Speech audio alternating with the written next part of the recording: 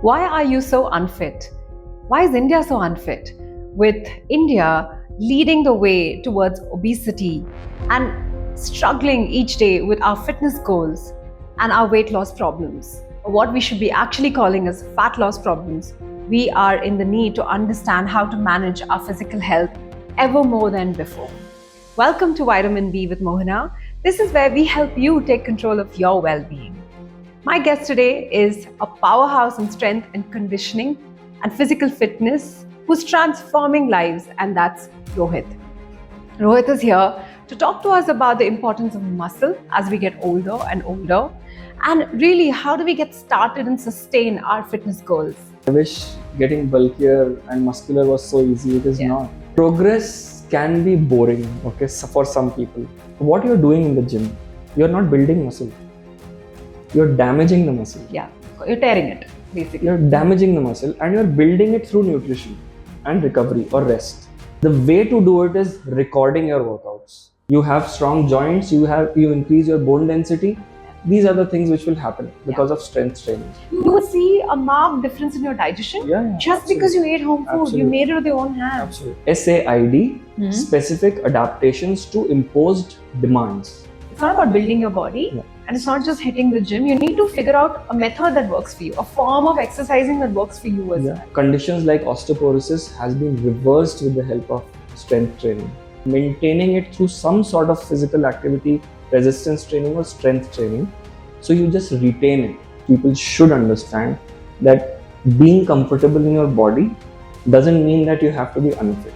So too much too soon is one factor which kind of sooner or later will hit as a demotivation when they don't see results. Something called as posture correction.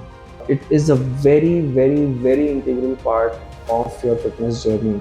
So people also are not paying too much attention on recovery. I see so many people walk in, start your workout and walk out. And you can't really eat organic in the same quantity as a non-organic or other option of food which you were eating earlier and expect the fat loss to happen. Rohit and me are going to get into the complete world of managing our daily fitness, our nutrition, as well as all the aspects that stop us from actually getting fitter and stronger. So join me in this amazing conversation with Rohit, who has been really getting people stronger and fitter. And I'll see you at Vitamin B. Tune in now.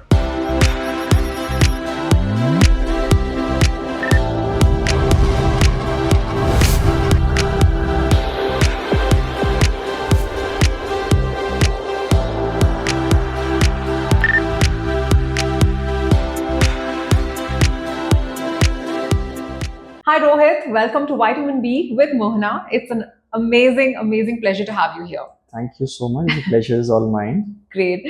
So Rohit, how are you feeling today?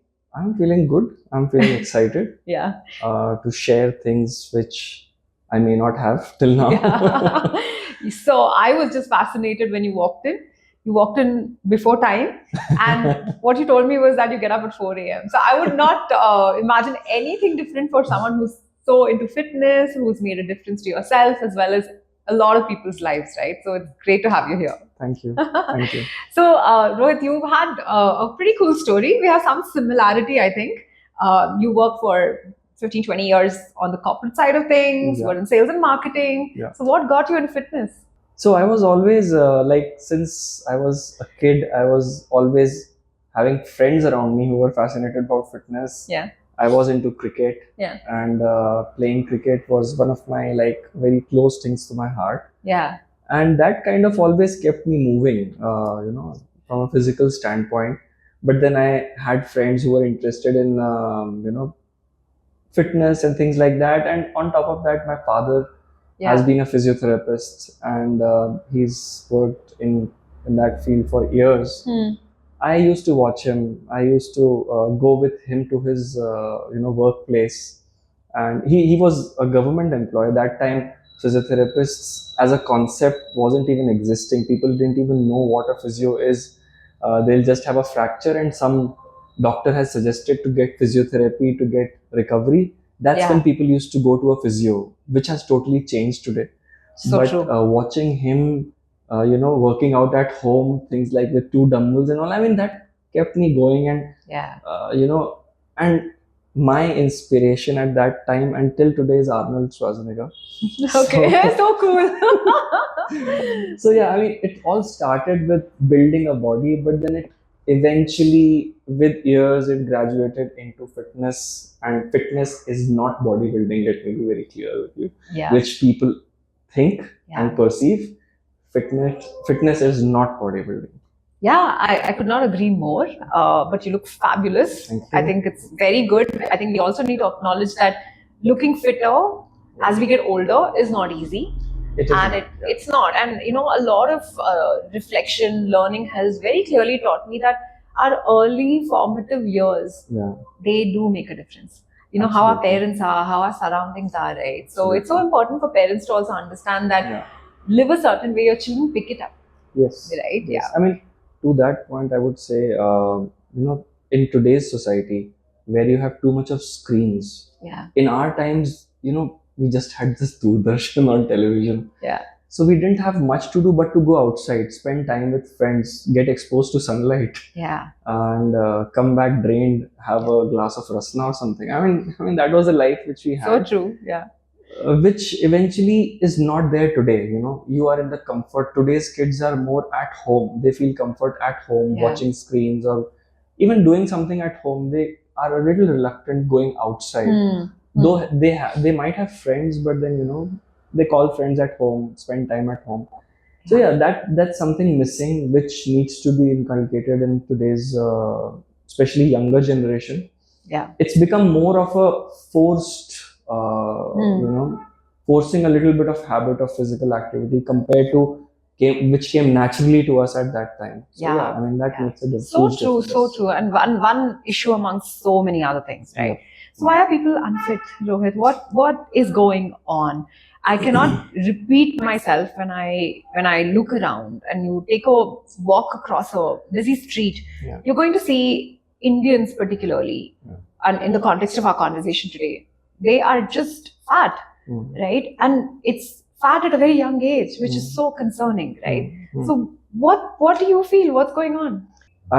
First point, I'll not say different to what many people know is sedentary lifestyle. I mean, as we are progressing as a modern society, our work culture, the work style has become more sitting in one place and working compared to moving. We used to move around a lot when in the earlier times, the jobs, the kind of work that has moved. Now with things like AI and everything coming in, all the more you have to just sit. And the progression of the types of jobs which you used to have earlier has changed. For that matter, even sales, where people used to move outside to meet clients, has become more video conferencing. So true. Yeah. They've started doing digital sales. I mean, the AI is actually deciphering everything for you, which client to discuss with, which is higher probability of closing a sale. Yeah. So to that extent, a job which was meant to move you has also become sedentary. Yeah. So yeah, sedentary lifestyle, nothing different to what people already know. That is one difference, I would say, which is making people not move and not spend energy as much as they're intaking from nutrition. So that's one factor. But the other factor also is post-COVID or through COVID, when we have progressed. So people got used to working from home, which also kind of tuned them out of working in a team. And they found more isolated working comfortable. When you work in isolation, you are working from home, you are sitting more. When you are used to working in a team, you go out, meet them, have discussions with them. When you go to office, especially. So not to say that people have to go to office, but then they have to bring in a lot of physical activity. So I think that change has happened through COVID. And now that companies are calling them back, come to office, and work from home is no longer a norm now. So I mean, that will definitely make a change. But I feel that transition has also made people more sedentary. Yeah, it's very interesting because you're right. It's just in the last few years that it has become sort of in your face now. Right? Just suddenly you see more and more cases where people are looking fatter. And unfortunately, you have global phenomena of body positivity, Yeah. which does not always, all these trends, I always Yeah. used to say this to people. If somebody is obese or if somebody is not in a good shape, Yeah. you will counteract with a point that I'm good in my own body. That's Yeah. Yeah. Because you can get fit. You can get fit. Yeah. It's just that because you are not able to, you have created this phenomena of body shaming and things like that. Body shaming is a very hard on the face kind of a term. Yeah. But then you need to understand that when you gain fat in your body, you are moving towards an unhealthy or part of your life or a stage of your life where you are prone to diseases. Yeah. Why would anybody do that? Yeah. Or why would anybody want attract diseases or attract unhealthy things to your body, right? Especially if you can work towards it. Absolutely. So yeah, I'm completely against, and this is something which people should understand, that being comfortable in your body doesn't mean that you have to be unfit. I love that. So being comfortable in your body does not mean you have to be unfit. Yeah. Okay, so that is, I always tell people this, I mean, a lot on social media used to trend like this, I'll eat what I want because I'm good. I feel good about it. And, I'm good in whatever. I love myself. This is the thing that you hear. I love myself. I love who I am. But if you don't love being fat, please. Yeah. You are accountable to yourself in the mirror. As simple as that. Yeah. If not to anybody else. So what are you noticing in terms of problems that people are having? So on one hand, there's people accepting who they are and all of that. But the reality is, if you're fat, you're actually going to have more diseases at the end of the day. It's got potentially, very clearly, there is a linkage. So what are you noticing in your clients and others? Yeah, so on the contrary, people are also, there are people who are getting extremely aware about health and fitness. Yeah. That is also a trend. Okay, if we are seeing people getting unfit, there are people who are gaining knowledge because of the fact that there is information available on social media and internet and the clouds and everything. Yeah. People are getting aware about it. Yeah. And want to do something about it. We call it the pre-contemplative stage. Okay, that's how we, in my term, in my knowledge or certifications and fitness theories, we call it pre-contemplation, where somebody is thinking about doing something for their health. So that's pre-contemplation. Now, this pre-contemplation stage can last for an year, it can last for 1.5 years, it can last for 2 years, till you reach to a contemplation stage, where you start taking some action around it. You were thinking first, and then you start taking some action. Right. Sure. So these are the two stages these are the two stages where most of the people are kind of hovering around, and then they become regular, and then they of course take it up, and then it becomes a habit.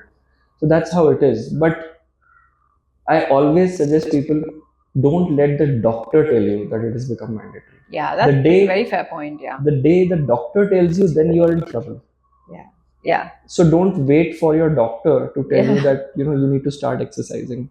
So can we say that one of the questions I had for you, Rohit, was people start but they can't sustain, right? It's a big problem. Yeah. I can't keep up with it. I can't keep up with it, right? Yeah. So where does that fall in terms of pre-contemplative and contemplative stage? Yeah. So pre-contemplative, I would not say if they have started, then they are no longer in pre-contemplative stage. They have already started doing something. They need some guidance around too much too soon, first of all, because of so much of so-called inspiration on social media. People think that that is my ultimate thing and I want to reach there, rather than thinking about the fundamentals and basics of fitness. So too much too soon is one factor which kind of sooner or later will hit as a demotivation when they don't see results. Okay. And fitness, I always suggest to my clients, should be a sustainable plan. Okay, you are not becoming a superhero in 3 months, right? It is a lifestyle. Yeah. It's not somewhere you have to reach. Yeah. You have to attain that lifestyle. And for that, these are the 3-4 things that you have to do, right? So if somebody is asking you to give up your favorite foods, if somebody is asking you to work off for like 2 hours a day, 3 hours a day, how will you sustain? You can't. And sooner or later, it'll hit rock bottom and you'll burn out. The thing is, exercising or physical activity also induces stress in your body, right? It raises the cortisol levels. Compared to whatever stress that you are already going through in life, why would you want to add more stress? Right? That is where recovery plays a very important role, right? So when you are mentally stressed, what do? You do meditation, right? You relax, you do deep breathing, you're relaxing your mind and doing meditation. When you're exercising, similarly, you are subjecting your body to a lot of cortisol at that for that 1 hour. But the actual benefits of exercising happen when you let it recover from it. That is where benefits happen. So people also are not paying too much attention on recovery. I see so many people walk in, start your workout, and walk out. I never do people doing warm ups. I never see people doing stretching, which are the most integral part of any workout. And you should spend at least like 1/3 of your time of your workout in warm up and stretching. So tell me, Rohit, what is recovery? Okay, recovery could be good nutrition. Okay, if you are subjecting your body physically to something, you need a good nutrition to fuel it back. Right, that's one way of recovery. Second way of recovery, as I said, good mobility and stretching routine, which could be your warm up and cool down techniques. That is 2. And 3 is sleep. Or resting, right? Rest, Basically, rest. I mean, I have seen people doing like 7 days of workout. I've seen reels, on on Instagram, where it's a rest day, but people are like, today's rest day, what will I do? Please rest. As simple as that. But that is a crisis of the generation also, that we Yes. don't understand. Life has boredom. Yeah. Life needs to be restful also. Correct. And those are habits to build over time. Right? It is a habit. I mean, to build rest into your lifestyle, also, you need a conscious effort. We are so much running, and the fast lifestyle that we are tuned to. We need to take a step back. Even from exercising, even from physical activity, you need to take a step back and let the body recover. So sleep, nutrition, and stretching, mobility, these are things which will help you recover faster. That's fantastic. Earlier we were talking, right, that Andrew Huberman's bringing on very, very interesting people. And there was this lady who talked about how she would go for cardio, but naturally her body was a very cortisol pro body. Okay, it would produce more. So she then, because she was in science, she realized that because she was running so much, her cortisol would go up. Shoot up, and she was perpetually stressed. So exercise was not helping her. Then, because she was able to identify it, she moved into meditation and yoga and other forms. So a lot of times it's not just about, like you nicely said, it's not about building your body, and it's not just hitting the gym. You need to figure out a method that works for you, a form of exercising that works for you as well, right? Absolutely. So, a lot of people want to basically start. To be fair to most people, they want to start. How do they start? Okay, the first and the foremost thing which I discuss with my clients, or when I have to advise someone to start, is identify your goal. Many people don't even know what they want when they want to start their fitness journey. The 99% people will have in mind, like, I want to lose weight. That is the only goal in their mind. When I start discussing with them, there is something called as posture correction. It is a very, very, very integral part of your fitness journey, especially if you have not taken fitness in the past in your life. You've not done any physical form of exercise in your life. Your lifestyle has been sedentary. That is the first and foremost thing that you need to bring into your fitness routine or exercise routine, which is posture correction exercises. Two things to it. One is, of course, a bad posture or incorrect posture makes you look, your appearance, it impacts your appearance, the way you present yourself in a public forum or when you're meeting somebody, especially after you get aware about it. Many people are not even aware that they have a posture issue. Once the people get aware, then they start becoming conscious about it, right? So that is one thing. And the second thing is, when you start your exercise or physical routine without working on your posture, you will be hit with a lot of injuries. Okay. That's a very important point. As an example, it's very hard for a man or a male to digest.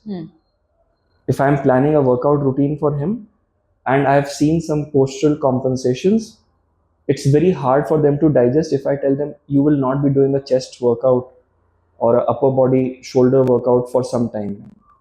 For a male, it's a hard pill to swallow that I'll not work out chest. I have to look like this.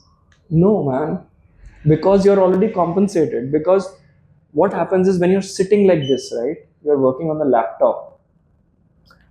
You are stretching this portion and you're tightening this portion, and your neck is forward, right?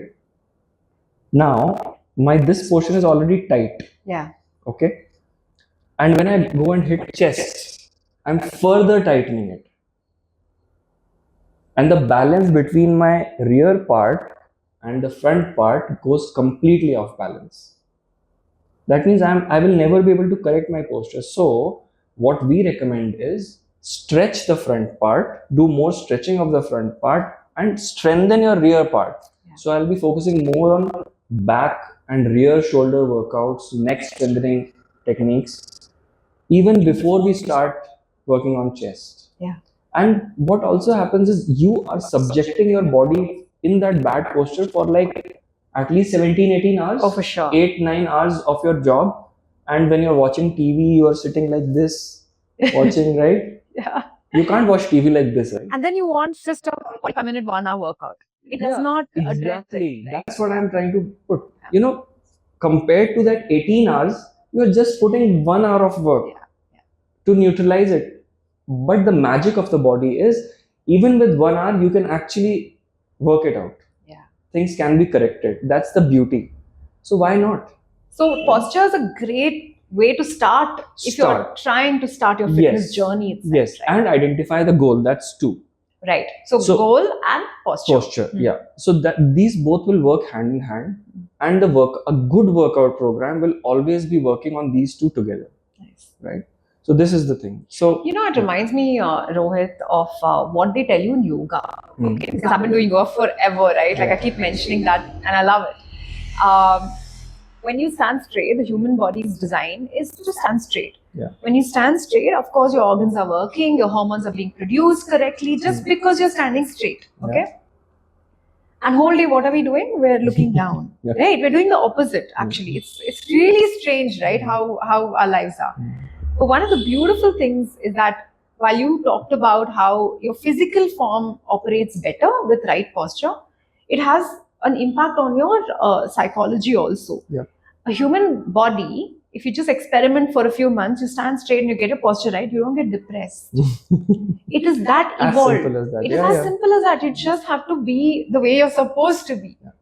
And everything is okay then. As humans, I would use the word manufacturers. Hunt. And that's how we used to get food, right? And that is the evolution. That was how we were, our forefathers were. So the human body was made to move. As simple as that. And now you're doing the exact opposite, right? And now you're forcing yourself to go to the gym to move for 1 hour. It's terrible. So that's how body is. We are not meant to sit. We are meant to move. Even to the extent of having an Indian toilet compared to a Western toilet. We have even eliminated that. Because that's also a form of using your body. Right? In yoga, that's a form and a posture that you practice. Sitting, malasana, you do to practice sitting. My client wasn't able to sit in that posture, and she got that stuck in her mind that, I tried making her do something. I generally do a posture assessment when we start anybody's fitness journey. So I asked her to do certain things, and got shocked from that she was not able to sit, and that stuck in her mind. Yeah. That Rohit, I need to do this. I mean, I mean, I'm not able to believe that I'm not able to sit Yeah. in that malasana position. So we worked around it. What are the compensations? Where is the tightness? Where is the weakness in the body? And then work around it. Yeah. So that's a part of a routine. Yeah. So yeah. So what else? So you have goal, you have posture, which we can Cannot re-emphasize anymore. move. Third one, keep moving. yeah, keep moving. Yeah. I mean that's the third thing. So that's how a person should start. And of course you need guidance, but you can get guidance over the internet. You get a lot of bad guidance also over the internet, so you can't really trust. So the third point will be approach somebody who's reliable, who has a good reference, and has knowledge over the years, compared to just show and believe kind of a thing. Yeah. So yeah, I mean that's something which Because is somebody who lost weight may have it's loss of weight for them. yeah. Right, but it need not be that they know what's best for you. Yeah, right? and one other thing which is very important, which I always suggest my clients, is get a blood report done even before we start, because I've seen people working their off, but weight is not coming down. Everything right, weight is not coming down. Why? Because later they would realize that there is TSH or thyroid hypothyroidism. Then you need a different approach. Right? Yeah, I mean, you need a different approach, and you need medication. I mean, you can't really treat with exercise. You need to have medication which will help your metabolic system of the body, and then your weight will start coming down. You need supplementation from medical side, right? Yeah. So a lot of things. I mean, going to a coach or a trainer doesn't really mean the magic will happen. There are a lot of factors working together. So we need to identify. So blood report is one of them. I think I love this because even culturally, we're not conditioned to understand through blood reports how your hormonal functions are. And actually, whenever we used to go for a blood report, today people don't check their hormone. So I think hormones are very important for us to also understand, right? Because they keep shifting every stage of your life, right? Yeah, I love that. So I honestly did not expect this these kind of simple things, Rohit, but I guess simple things are very difficult, right? To build the foundation, to start your journey, these are the things that you need to lay down on the table and then begin from there. Yeah. Rather than hit the gym and then get exhausted and then stop. Maybe that's why people can't keep up with it, right? Like you nicely mentioned, it's too much too soon. Too much too soon. So start progressively, and then you're able to sort of sustain it as well. Yes, I love that. Yeah. So let's sort of spend a little time in something that's very important, right? Yes, you work out. Yes, you spend time. You do all of that, but without nutrition, which is a key aspect of recovery, like you mentioned, I don't think you can complement it, right? And Indians, carbs with carbs. We eat puri with aloo, right? We are a protein deficient country, right? So what's the take on food and nutrition that according to you? Yeah, I would say it would not be wrong, which everybody says, that 1 hour in the gym, but the rest of the day depends on you, not your coach or trainer. What you eat, that's in your hands. Any third person can only guide you what to, what not to, but nobody will do it for you. Yeah, you have to do it for yourself, and that has to come through an intrinsic motivation or extrinsic also. I mean, if you've taken your fitness journey on, I always put this point that you need to involve your family. It becomes extremely hard if you have made your mindset that I want to be fit or I want to follow a certain lifestyle. You cannot do it aloof, especially if you have like 4 or 5 member family, right? There is some food that is being cooked for your family. You can motivate them to also bring in slight changes in the food, in the lifestyle. But of course it doesn't happen overnight. It has to be done with time and through a lot of motivation, through a lot planning. I would say planning also. Planning, yeah, Most yeah. of us don't plan. We'll open the Plan. fridge and then you Yeah. look at it and you're like, Yeah. what do I do today? Yeah, yeah, So yeah. planning makes a very Absolutely. big difference. Absolutely. Right? So from that aspect, nutrition becomes important. That how do you bring a good nutrition lifestyle into your family, Yeah. so that it doesn't become a very difficult part of your life. You Yeah. have to make it easier for everybody, right?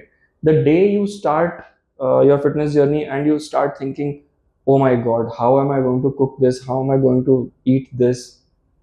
That itself is the end Yeah. of the journey, right? Yeah. You will again start back again, and that is to previous part of your question, why people start and then bring back. Nutrition is also one of the factors to it. Yeah. So you have to make things easier. There is a lot of fad diets on social media. Follow this, follow that, eat this, eat that. I mean, please, to them, don't make it so technical. Yeah. Healthy food is healthy food. A very simple thumb rule is try preferring unprocessed food. Home As cooked. That is not fresh. home cooked, Fresh food. unprocessed. Like, let's say, as an example, refined white rice compared to brown rice, um, cheese slice versus a mozzarella or a cheddar. These kind of options, slightly less processed. The less processed it is, the less chemicals go into your body, right? I mean, that's how you make healthy choices. Now, there is nothing like if you eat an avocado, you lose weight. You will drink ghee coffee, you will lose weight. That is all crap. You can eat everything, but make healthier choices, right? And of course, you need to understand how much quantity is enough for you. People don't understand this because, as you said, it's a carb driven nation, right? Yeah. Low protein diets are a part of our lives. I mean, first of all, people being vegetarian in our nation, that's one thing. And then farming is like agriculture and farming is the industry of our country. So through that, all that has come, and we have started consuming, like, When we say eat dal, it has protein, but it also has a lot of carbs. you need certain amount of protein, not to build muscle, but to drive your brain function, to keep your skin healthy, to have great hair. Protein is not just for bodybuilding, not just for being fit. Yeah. It's just to run your basic body functions. I love And you that. and you need at least like 1 gram per kg. That's the minimum for people who are actually Extensively working on building lean muscle tissue. They obviously need more. But yeah, I mean, 70 to 80 grams though we need. And this is male and female. Yeah, for both. Yeah. For both. Yeah, Yeah. of course, for both. So yeah, so that is required, and you have to make those choices. Coming back to the point that you have to make healthy choices, right? So yeah, you need someone to guide you through that process. What's good, what's not good. Yeah. What's a healthier option? I would not really use the word not good. I never recommend my clients to stop eating something. Eat whatever you want, but make a informed choice. Make a healthier choice. I love it, Rohit. I like conversations where we go back to the principle Yeah. rather than say, hey, eat this, eat that. Yeah. The science is the principle, Yeah. right? Be it even financial planning, be it anything in your life, you go back to the basics, right? Absolutely. So let's summarize, okay, so that it really helps the audience. Number one, what you talked about was essentially look at, ensuring that you are planning. Fundamentally plan that you need to eat well. It's your own responsibility. The second important thing is look at going to what is more natural and unprocessed, less processed. Make that choice. Less processed. Third, if I understood correctly, is always watch out for your portion control. How much of the processed or unprocessed are you consuming daily? Oh, so sorry to interrupt you. I'll tell you one study that was done on exactly this point. So there was a cinema theater. Okay. And people were served free of cost packet of chips. Okay. And these were kept in a basket. Eat as much as you want, like, 3-4 packets were kept. And through the movie, people ate. Okay. And then a study was done. How much quantity did each person eat? Okay. Normal packet of chips. Now, for those same people in the next show, a packet of chips was kept which says healthier, uh, healthier Healthy chips, chips. healthy Huh. chips, Yeah. low calorie chips, low calorie. Let's say low calorie chips. Okay. At the end of it, it was found that the people ate 33% more when it was saying low calorie chips. Oh, okay. So people So actually. eventually, Okay. they consume more calories of healthy chips, right? Interesting. So that's what happens at home also. These days, everything is being marketed as healthy, no trans fat, Organic. organic. Yeah, organic is a very good example. Organic, but organic also has calories, and you can't really eat organic in the same quantity as a non-organic or other option of food which you were eating earlier and expect the fat loss to happen. Yeah. So that's I thought, I mean, that is a good example, and we see it every day at home. Yeah. You keep snacks.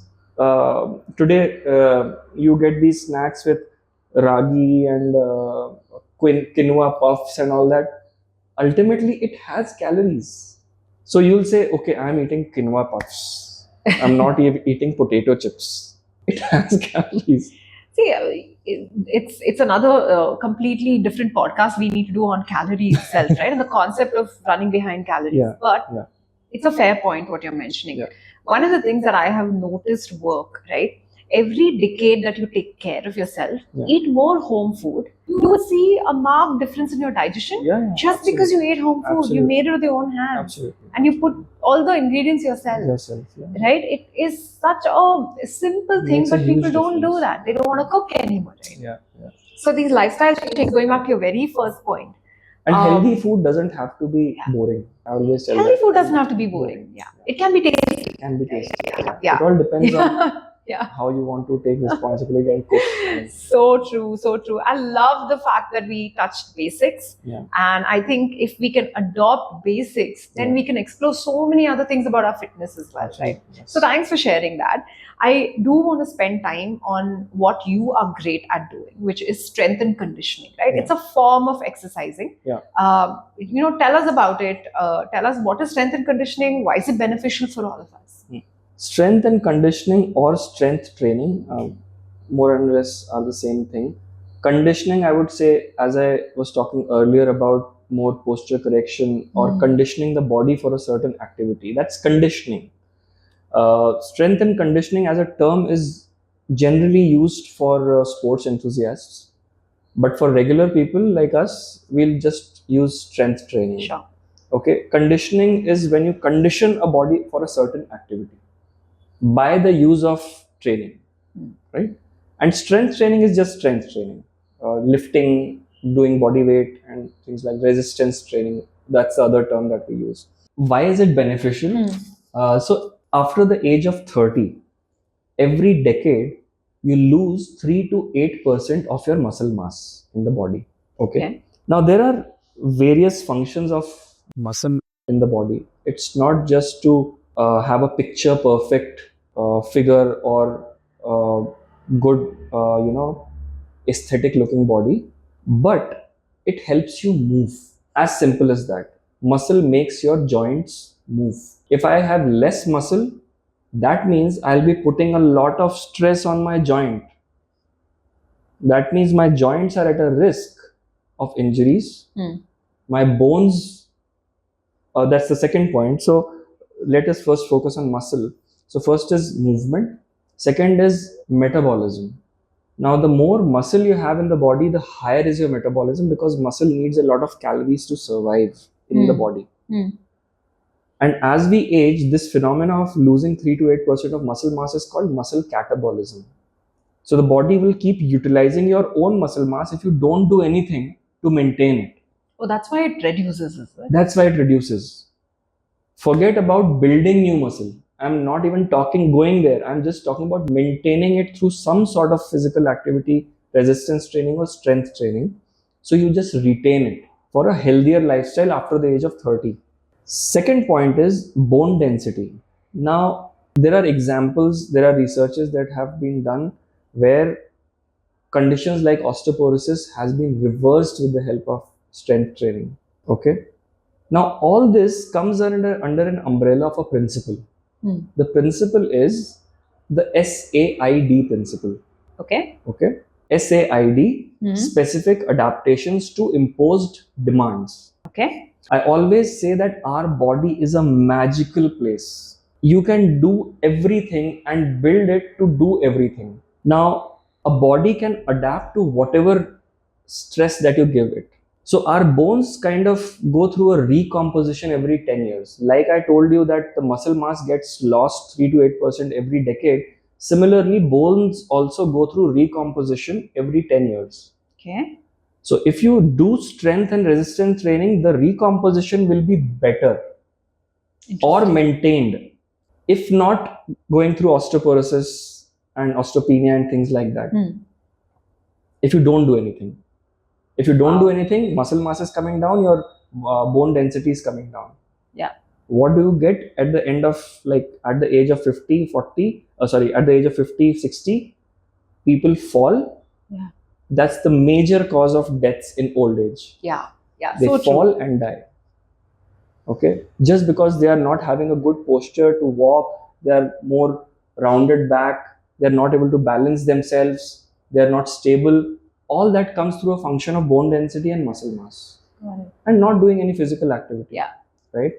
So that's why strength training, I'm not even talking about benefits. I'm just talking about, you need to save yourself. Essentials. Survival. This is survival for you. Yeah.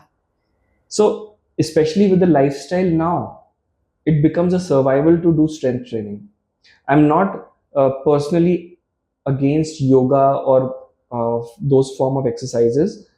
It definitely helps people in terms of their flexibility, to some extent strength, and especially for hypertensive clients, it helps in lowering blood pressure, which has been proven time and again.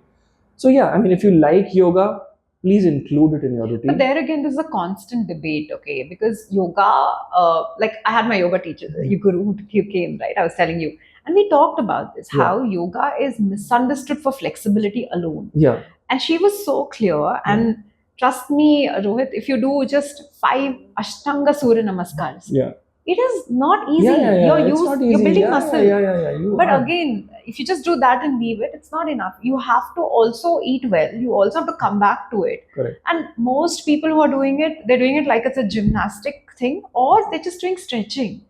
But yoga also is very advanced, where you can build your muscle. The main thing is people, all of us, I think we are doing fitness from a very surface level. We're not going deeper on understanding, so that we can explore how to adapt it, like you said, right? Yes. So, I mean, to the point of yoga, I mean, it's, as you rightly said, and I believe it, that it helps not only with flexibility, other health issues are addressed through it, strength to some extent. Okay. This is the point where it becomes a little controversial. Sure. Because, okay, let's say I am doing 25 Surya Namaskars today, I get tired. Then next week I'm able to do 30. I'm feeling good. Next week I'm doing 35, right? Next week I'm reaching 100. Like, let's say in 4 to 5 weeks, to the S.A.I.D principle, I said, the body is adapting to do more. That's how your body is adapting. Now I'm able to do 100 Surya Namaskars, okay? Do you have that much time to do 100 Surya Namaskars? And also, by the way, is it healthy to do 100, right? That's another completely different space, right? Yeah, but just from a hypothetical standpoint, you can do. But my point is, overloading, progressive overloading, when you use this word, in yoga, you may practice a more challenging pose. You may practice a more challenging form, right? But resistance or strength training cannot be compared, because the loading can be much faster through strength training. Interesting. When you do yoga, you will have to spend more time.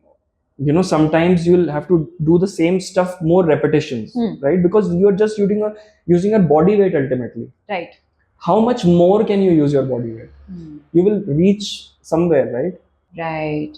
So with strength training, you're you can increasing load the load. quickly. Yeah. You can load quickly. You have weights, you have machines, you can load quickly. Again, specific adaptations to impose demands. Interesting. Right? Yeah. So that's where either you gain muscle or you lose fat. Yeah. You gain strength you have strong joints, you increase your bone density.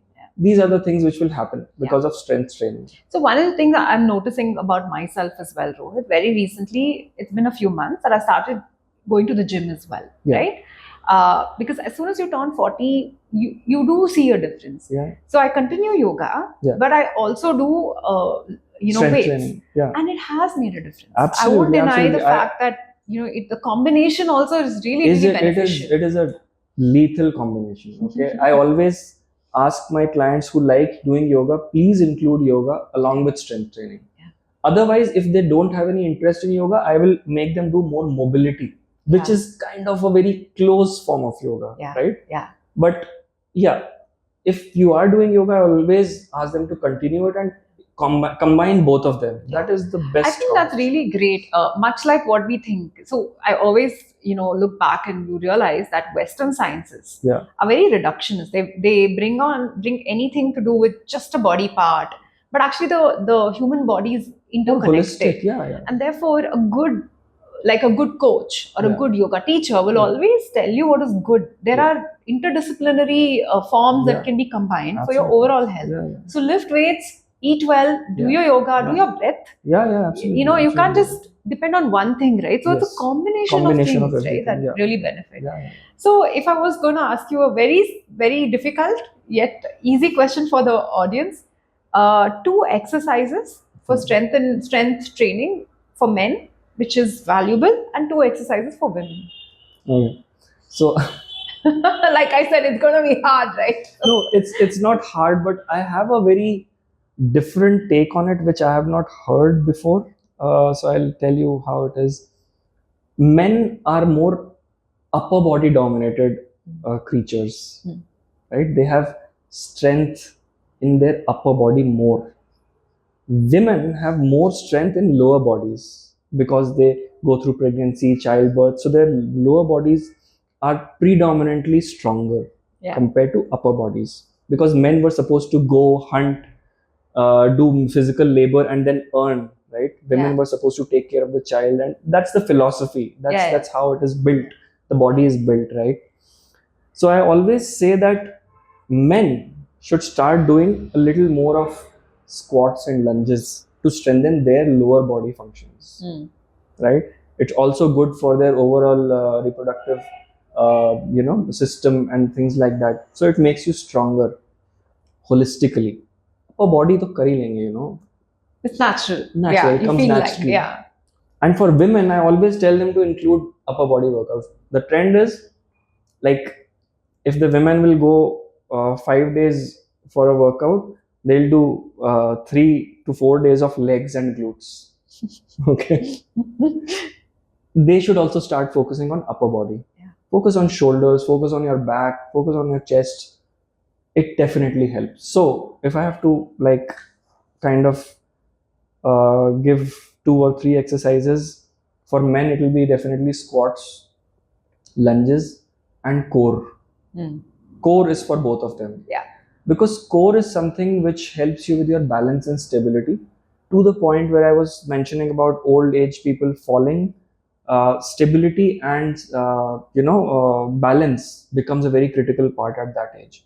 So if you're training your body, a simple thing like standing on one leg and balancing yourself, doing planks, that's the most simple thing. So for men, I would say lunges, do some glutes exercise, hip thrusts could be good, which women actually predominantly do. They can use those exercises. And for women, start doing push-ups, doing some core, which is applicable for both, and also start practicing for pull-ups or lat pull-downs could be very good. Shoulders is very good. Women like to, the trend is kind of changing, women also like to show their shoulders these days, want to That's very cool, right? It's so cool. I love it because when Indira came, and she's incredible at 64, right? I cannot be any less in awe of her. She said the same thing. So what she mentioned was lower body for men and upper body for women. And when you think of yourself and I think of myself, actually I run away from doing something upper body. And even in yoga, right, Rohit, you have to do a lot. the whole world opens if you have upper body strength, right? Yeah. And you typically just want to run away See, from doing it. lower body, I would say, has been built in a way that it is more for, I mean, in general, endurance activities, right? Endurance is what running, walking, moving on your legs, right? You're not really pushing yourself, right? At max, what do you do? Sit and stand on a chair. Yeah. Right? That's the only part your legs are doing: walking, running, sitting, standing. That's it. That's where you get limited. But with upper body, you're moving things. Let's say on a road, your car crashes down. I mean, conks off or something. You have to go out and push. You're using your upper body strength. Yeah. Right? So things like that. So mostly your upper body is used for strength requirements. Yeah. Lower body is used for endurance requirements, long-term activity. Less resistance, long-term duration of activity. Yeah. So I also want to talk a little more, going back to just strength training, right? On progressive overload as a concept, right? What are the limits? How does it work, essentially? Yeah. So progressive overloads is the subset of the S.A.I.D principle, adaptations to imposed demands, right? I always listen to this old story and wonder if it was really true. So there was this kid, and there was a small calf. The kid was like 5 years old, and the calf was born. So the calf had weak legs and it couldn't walk. So he has to grow to a grassland for the calf, So he couldn't walk it because it had weak legs. So he carried it. The calf was small, like a dog size kind of a. So, and the kid was like 6, 7 years old. He carried the calf on his shoulder every day. Okay, every day. And when he was 18 years old, he was carrying a full cow on his shoulder. Is that possible? Yeah, it is. It is possible. It is. Because you've gotten your body used to it. Getting stronger. Exactly. And stronger. That's adaptation of the body, right? So from there comes progressive overloading. So progressive overloading, why it's done in 2 steps. One step is like if I'm lifting some weight, you always have to hit failure. Many people go to the gym, finish repetitions, and come back. It is not going to adapt the body. It is definitely going to keep your joints healthy because you're working out the joints and they're moving with some resistance, which is recommended highly for an old age person like 50 plus or 60 plus people. They can do this similar kind of activity where they're just using light resistance, doing some movement. But when you're really working on your body to build some lean muscle tissue, then progressive overloading is very, very critical. So let's say if I'm doing a barbell curl or a dumbbell curl to build my biceps, I'm using a 5 kg weight and my failure hits at 15 repetitions, right? Next week, when I come, my strength would have increased by default. Sure. So I will check 15 reps. Can I do 2 more? Probably yes. Or even 1 more. I'll do 16 reps. Okay. Next week I come, I can do 17 reps with 5. Yeah. Now is the time where you go back to either 15 reps to failure. How will that happen? By increasing the weight. So that's one approach, right? Yes. So so what I understood is let's say I use 15 kgs, okay? And I do 10 reps. Next week I can do 11. Then I keep or increasing 12. the number of reps with repetitions. the same weight. Yes. So that's how progressive load works. The first step is increase the number of reps. If I'm doing squats, let's say it's 20 kgs, I'm doing 12 reps. Right. 20 kg, 12 reps. Next week, 20 kg, I'll push to 15 reps. At 15, I'm hitting failure. Yeah. That means the day I reach 15 with 20 kg, it's time to increase 8 to 10% of load. Interesting. That's overloading. So that means I'll increase like maybe around 2 to 4 kgs and I'll do 24 kgs of squat and try to hit failure at 12 again. The week next, I may reach to 13 reps, maybe 14, or if the strength gain is very good, you can hit 15 also. Then it's again time to overload from 24 to 28. Oh, so you start with a certain weight of any form of weightlifting. Yes. And then you first target increasing repetitions. So you get good at it. Then increase come back. About yes. 10 to how much did you say? 5 to 10% of the 5 load. to 10% of the previous load. Increase. And then stick to a basic number of repetitions and keep getting better at it? Keep getting better at it. Okay. The way to do it is recording your workouts. Nice. So that's why always all my remote clients who I have on my app based program, the app you have to record what weight, how many reps did you lift. So what happens is when the next week they come, they will see what was my last best. Yeah. The app shows them on the side of that same exercise what was the last best. So they'll try to, I'll always ask them, watch out for the last best and then improve on that. Either repetitions or increase the weight. Even I do that. Till today, like after 15 years, I have apps where I record my workouts. I don't do workout without recording my without recording the data of what I'm lifting. The other part of it is rest time. Yeah. People don't pay attention to the rest time. You're watching your phone, 3 minutes gone, 4 minutes gone. Your body is cooled down. That means if you rest during a workout. Between the sets, 1 minute is good enough. You need to get back to the next set. So that's when you're recording the workout, the rest timer counts. So that is one of my personal kind of a thing that I always monitor my rest times. Because your body's heated up, right? It can actually first of all, it's heated up. The second thing is body recovers very quickly. So when you are trying to hit what you're doing in the gym, you're not building muscle. You're damaging the muscle. Yeah, you're tearing it, basically. You're damaging the muscle and you're building it through nutrition and recovery or rest. So when you're damaging the muscle quickly recovers after first set. That means if you're giving more rest time and then again coming back doing same 15 reps, it's not effective. Yeah. It's not getting as damaged as it should. Okay. So that's the principle. It's of course the body is warmed up, it cools down, so suddenly you can injure yourself because the joint or the blood flow would have gone back. Yeah. Right? When you're working out a certain joint, the close by muscles get a lot of blood flow. Yeah. When you relax, the blood flow again goes back to the entire body. Yeah. That's how it works. Yeah. So no, that's great. I really think progressive overload is a very key part of strength training as well, Rohit. And upper body for women, lower body for men cannot be emphasized, right? In combination with nutrition. Yes. So tell me, a lot of people are basically working out today. We talked about those who want to get started, great science and principles. Those who are actually doing it also tend to plateau. Yeah. So what should they do to sort of break, the plateau so that they continue to get stronger as well? So people hit plateaus. It could be of various factors. It could be metabolic changes in the metabolism.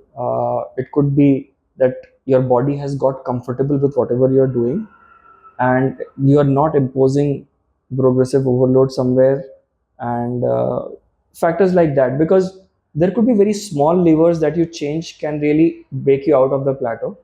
One thing I always recommend is whatever workout that you do, do it for at least 4 to 6 weeks. Progress can be boring, okay, for some people. Some people want to do new things every week. Yeah. Or every day even, right? But progressively overloading and seeing progress in your body, changes in your body, can happen if you're doing the same thing every day with progressive overloading. Yeah. Okay. So that is something which will always break you out of your plateaus. You will not really get into a plateau. So do follow for 4 to 6 weeks. Change the routine. Okay. That's the time where you change the routine with more challenging exercises compared to the previous phase. Okay. That's how I always plan it for my clients. Sure. Nutrition also sometimes could be a barrier because with the composition, the body composition changing inside, the changes that are happening inside, your metabolism changing, maybe it's time to change the combination of the food. Maybe it's time to change the macros. Because protein, carbs, and fat, they work in a certain combination or ratio in your body. Yeah. You cannot keep intaking the same food and expect the changes to happen in a long term. Yeah. Food, in the sense, what I'm saying is healthy food is fine, but in terms of shifts in the macros, shift in the combinations, shift in the calories even. And in how much, right? Like Yeah. maybe if you come to a certain degree of Yeah. like, getting fit, Yeah. maybe your fat has to decrease. Yeah, I mean, we have to work it out. Yeah, right? you have to kind of keep cycling the body in terms of your workout, in terms of nutrition also. Yeah. So let's say if we start for a person, if somebody starts their fitness journey and we put them into around 1200 calories, right? Yeah. I have to continuously put them into deficit. Now at 1200 calories, the weight reduces, right? Then the weight starts reducing. I again put them into deficit to 1000 calories. Where will you go? Like 500, 600 calories? You No, can't the survive. body can't survive that. So you have to make shift to other levers. You have to relook at other things. Can I shift a little bit in the rest periods? Can I shift a little bit in your cardio or in the type of cardio? Can I bring in a little bit of high intensity training? These are the things. So how the whole thing actually revolves around that same maths: intake, outflow, what is the equal? Got it. As simple as that. Got it. So you have to plan around that. But you can't really keep reducing your intake. That's the catch. It's just that amount of calorie can be done in different forms, right? Forms. A healthier, better form. The calories spent can be done in different forms. That you need to bring in, increase the knowledge around that rather than keep reducing your food. That's not a healthy approach. That's not a healthy, and that's a very old school approach. Old school so approach, much is yeah. So I have like there's 100 questions in my mind, Rohit, and it's unreal good conversation that we're having. So I'm loving it.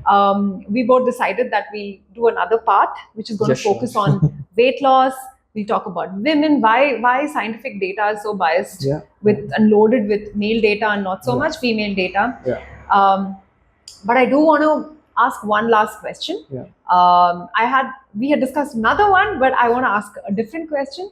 For those who basically are scared of actually going to the gym because they feel like they'll injure themselves or they get too bulky, what's your opinion about that? I wish getting bulky was that easy. Particularly for women. They're so scared of it. Yeah. So for men, I always say that, I wish getting bulkier and muscular was so easy. It is not. It is not. It is a lot of work around it. And for women, if I have to come back to women, it's a very simple principle. So testosterone is our growth hormone, right? And women have a very minimal percentage of testosterone to drive body functions. They are not men are testosterone dominated. Women have a very low amount of testosterone in their body. That is why they also build muscle, but they can never get bulky, right?